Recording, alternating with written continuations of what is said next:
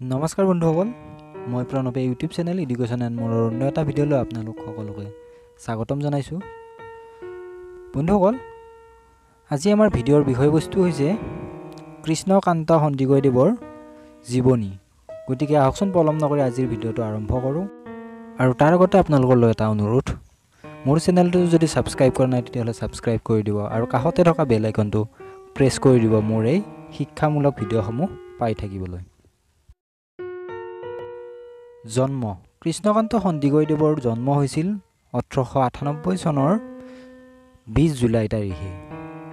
তেওঁ জন্মগ্ৰহণ কৰিছিল সুপ্ৰসিদ্ধ সাতঘৰীয়া আহোমৰ সন্দিকৈ পৰিয়ালত। সন্দিকৈদেৱৰ পিতৃৰ নাম আছিল দানবীৰ ৰাধাকান্ত সন্দিকৈ আৰু তেওঁৰ মাতৃৰ নাম আছিল নাৰায়ণী সন্দিকৈ। শিক্ষা গ্ৰহণ: কৃষ্ণকান্ত সন্দিকৈদেৱে প্ৰাইমেৰী স্কুলত নপঢ়াকৈয়ে যোৰহাট চৰকাৰী উচ্চ ইংৰাজী বিদ্যালয়ত নামভৰ্তি কৰে আৰু সেই বিদ্যালয়ৰ পৰাই তেওঁ 1913 চনত প্ৰৱেশিকা পৰীক্ষাত উত্তীৰ্ণ হয়। 1915 চনত কটন মহাবিদ্যালয়ৰ পৰা IA আৰু 1919 চনত সংস্কৃতৰ বৈদেশিক শাখাৰ MA পাছ কৰে। 1923 চনত অক্সফোৰ্ড বিশ্ববিদ্যালয়ৰ পৰা আধুনিক বুৰঞ্জী বিষয়ত পুনৰ MA পাছ কৰে। তেওঁ পেৰিছ আৰু বাৰ্লিন বিশ্ববিদ্যালয়ৰ অধীনত জাৰ্মান, ফৰাচী, ৰুছ, গ্ৰীক, লেটিন, ইটালিয়ান, স্পেনিছ আদি বিভিন্ন ভাষাৰ অধ্যয়ন কৰিছিল আৰু সেইবোৰ ভাষাৰ ব্যুৎপত্তিও লভিছিল। তেওঁ প্ৰায় 13টা ভাষা জানিছিল। কৰ্মজীৱন: সন্দিকৈদেৱৰ চাকৰি জীৱনত 1930 চনৰ পৰা জগন্নাথ বৰুৱা মহাবিদ্যালয়ৰ অধ্যক্ষ আৰু 1948 চনৰ পৰা গুৱাহাটী বিশ্ববিদ্যালয়ৰ উপাচাৰ্য আছিল। তেওঁ 1937 চনত গুৱাহাটীত অৱস্থিত অসম সাহিত্য সভাৰ 7দশ অধিৱেশনৰ সভাপতি আছিল। অসম সাহিত্য সভাৰ উপৰিও তেওঁ ভালেমান ঐতিহ্যপূৰ্ণ অনুষ্ঠানত সভাপতিত্ব কৰিছিল। 1952 চনত মাদ্ৰাজ বিশ্ববিদ্যালয়ত বহা ভাৰতীয় বিশ্ববিদ্যালয়সমূহৰ উপাচাৰ্য আৰু প্ৰতিনিধিসকলৰ সভাত তেওঁ সভাপতিত্ব কৰিছিল। সাহিত্যিক হিচাপে সন্দিকৈদেৱ পালি, প্ৰাকৃত আৰু সংস্কৃতৰ বিদগ্ধ পণ্ডিত সমালোচক সন্দিকৈদেৱৰ 3খন মূল্যৱান গ্ৰন্থ হৈছে নৈষধ চৰিত্ৰ, যশস্তিলক আৰু সেতুবন্ধ।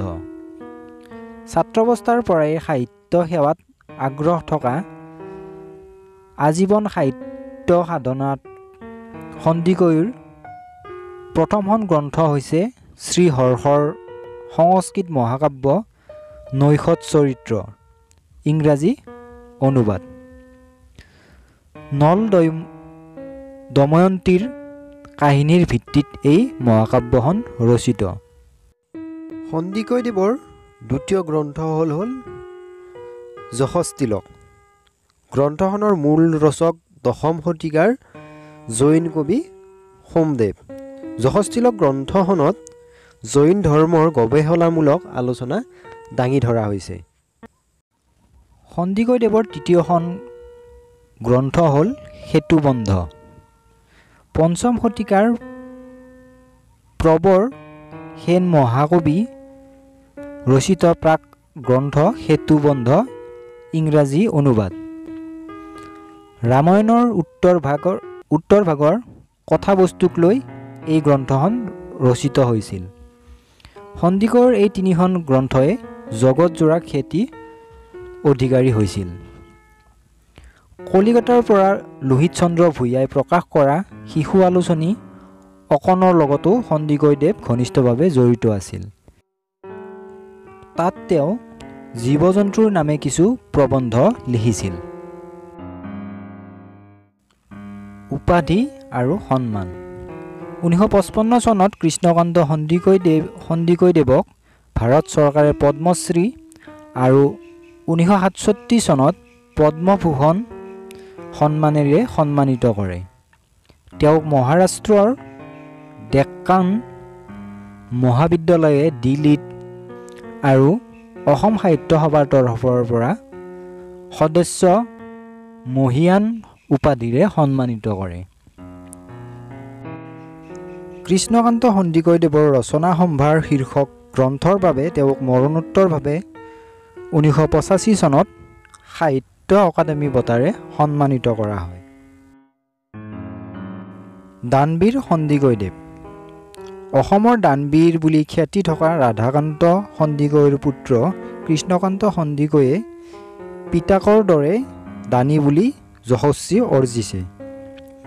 তেওঁৰ এই দান বিশেষকৈ অসমৰ সাংস্কৃতিক জীৱনলৈ গুৰুত্বপূৰ্ণ অৰিহণা আগবঢ়াইছে। সন্দিকৈয়ে তেওঁৰ ব্যক্তিগত পুথিভঁৰালটোও গুৱাহাটী বিশ্ববিদ্যালয়লৈ উচৰ্গা কৰিছে।